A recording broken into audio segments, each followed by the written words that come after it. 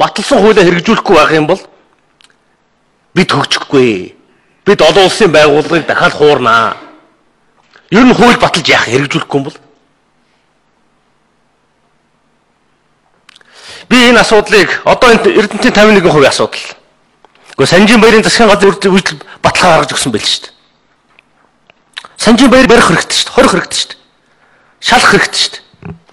Эрх баригч нам чадахгүй шүү дээ. Арчилс нам муухай л гэж та нар ярьдаг. Гэхдээ ардын намтуул 65 бол хариуцлага авч л доо одоо.